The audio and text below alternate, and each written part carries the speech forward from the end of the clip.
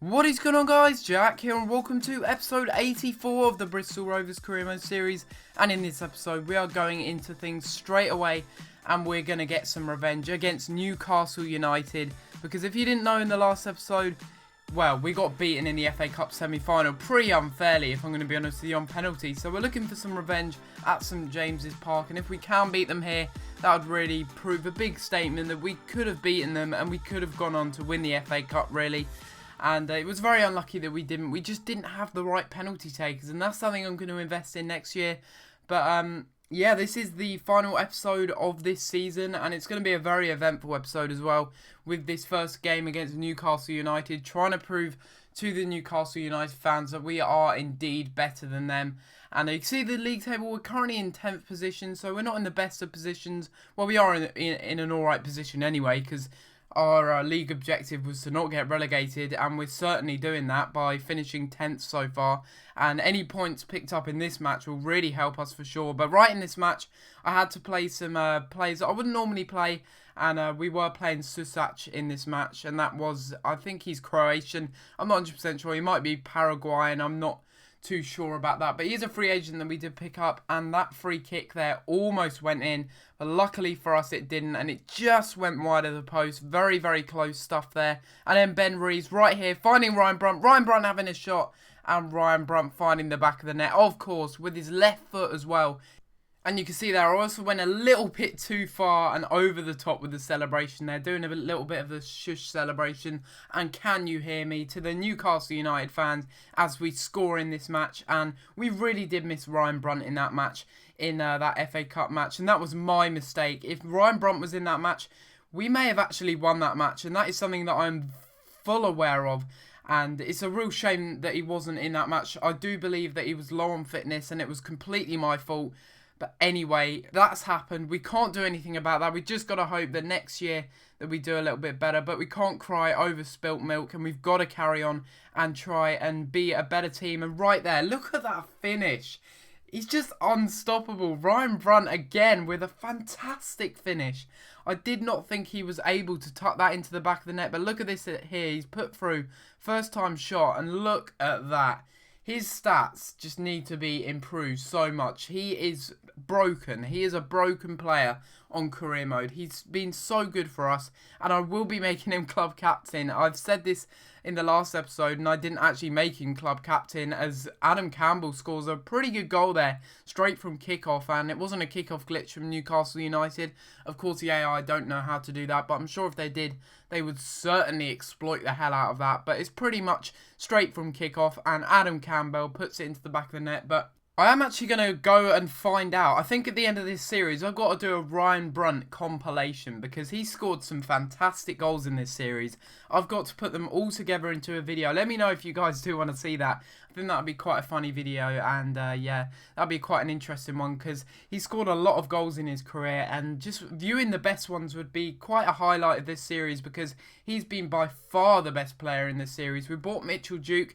He's been a bit of a disappointment, I'll be honest with you. He hasn't scored as many goals as I thought he would, and that is a real shame, because although he was a free agent, we picked him up, and he was one of the bargains of the series. He just was a bit of a disappointment, as we see here, our scout future star, and he looks absolutely incredible. Well, he doesn't look incredible, but he looks decent for now. He's starting off at 69 overall, and with those stats, I really don't know how, to be honest with you. They're not brilliant stats, but still, he's 69 overall, only the age of 16, and he will be playing in this match, I do believe. I'm not 100% sure if he is or not. I'm sure he is playing in the last match in this episode, but he may also be playing in this match as well, as we look at Liverpool's starting lineup there. A pretty decent lineup indeed. They've got some really nice youth players. They've got Suso, Sterling, Coutinho, and Coutinho in this game. Just look at those dribbling and that agility. I mean, I can't do anything about that. He's just so good with that. And that's his real strong point. But unfortunately for him, he couldn't finish it. Rob Lainton, again, coming up big, making a save, but unfortunately right from the corner they swing it in and it goes into the back of the net.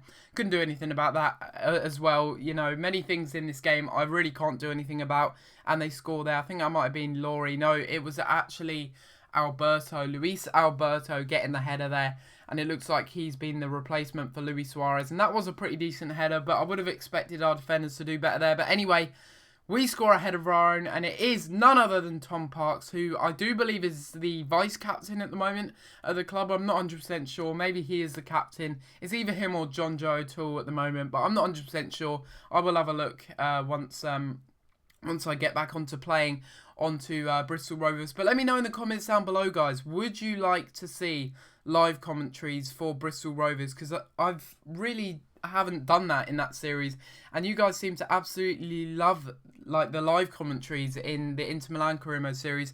Don't know if it would work in the Bristol Rovers career mode series. Don't know what you guys would think about that, or if you prefer post commentaries. Do let me know in the comments down below, but it'd be interesting to know whether or not you'd be willing to see that, to be honest with you. But right here, 90th minute, and we score a goal. It's Ryan Brunt, and look at that. Mitchell Duke actually did something in the game. He crossed it in right on the last kick of the game. That was literally the last kick of the game. We cross it into the box, and it's none other than Ryan Brunt again scoring another goal. He's the top scorer by far, outscoring Stefan Jovetic this season, and he is an absolutely incredible player. So to do that at a 69 overall is pretty incredible. He's been a fantastic player, and if it wasn't for him, if you count up how many goals he scored this season, he scored something ridiculous like 25 or 26 this season. He's been our only goal scorer pretty much, and he's finished off every single chance very well. Liverpool did deserve something more in that match.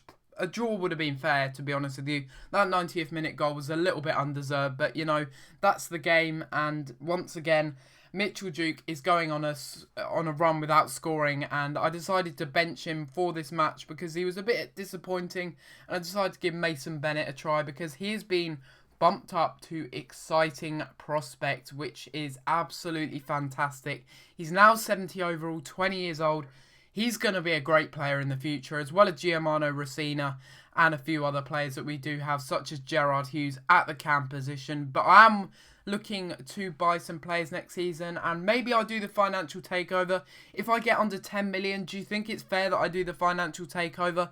Also, let me know in the comments down below. So, should I do live commentaries for just the transfer window, or should I do it every 5 episodes?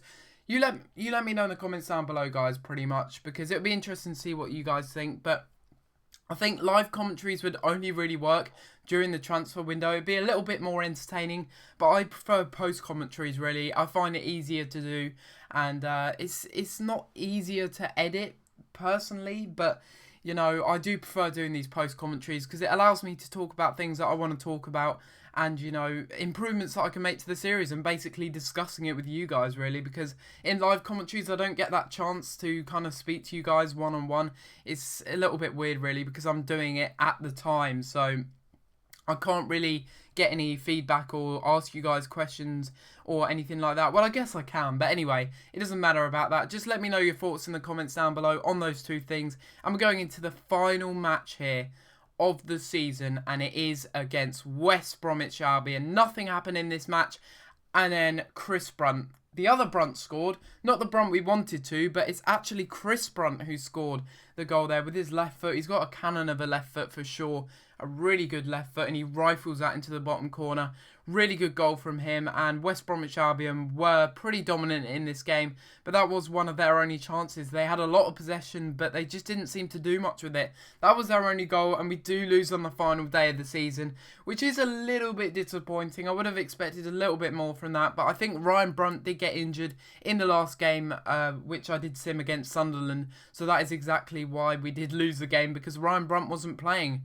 I'm definitely not selling him next season or the season after. However long this series goes on for, I'm not going to be selling him. You can see there, they had one shot on target and it went into the back of the net. But they were more clinical than us. If Ryan Brunt was playing, we would have won that match, no doubt about it. But anyway, that finishes off the season, and that is done and dusted for this season. So we've played our first season in the Barclays Premier League, and we finished in I think we finished in 10th or 9th position. We'll have a look in a minute. But anyway, these are the 4 players that I am interested in for next season. If you have any more, let me know in the comments down below. I've got DeAndre Yedlin here. I think that's how you say his name. He's the right back from Seattle Sounders.